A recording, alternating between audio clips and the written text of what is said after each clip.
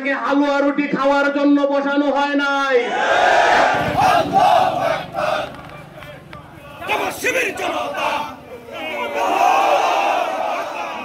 যদি এই দাবি বাস্তবায়ন না করা হয় তাহলে আগামীর বাংলাদেশে নতুন করে আবার ফ্যাসিবাদ তৈরি হতে পারে। এই জন্য আমরা রক্ত দেই নাই যে বারবার হাসিনা তৈরি হবে। আমাদের এই দাবি বাংলাদেশের 70% মানুষের দাবি। ইন্টারিম গভর্নমেন্টকে বলতে চাই, বাংলাদেশের মানুষ কি বলে সেটা আপনাকে বুঝতে হবে। পদ্মা সেতু, মেট্রো রেল এবং এলিভেটেড এক্সপ্রেসওয়ে নির্মাণের গর্বিত অংশীদার বসুন্ধরা সিমেন্ট। আপনাকে হালুয়া রুটি খাওয়ার জন্য বসানো হয় নাই। একটা দলের হয়ে কথা বলবেন সেই জন্য আপনাকে বসানো হয় নাই।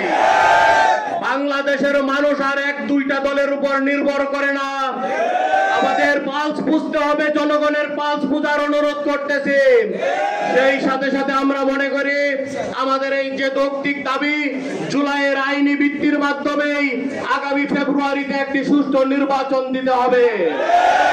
এই নির্বাচনের মাধ্যমে মানুষ তার গণতান্ত্রিক ইচ্ছা প্রকাশ করবে আমরা বিশ্বাস করি। সুতরাং একটা লেভেল প্লেইং ফিল্ড ছাড়া বাংলাদেশের মানুষ আর গণতন্ত্র ফিরে পাবে না। এই জন্য আমাদের দাবি হচ্ছে লেভেল প্লেইং ফিল্ড নিশ্চিত করতে হবে।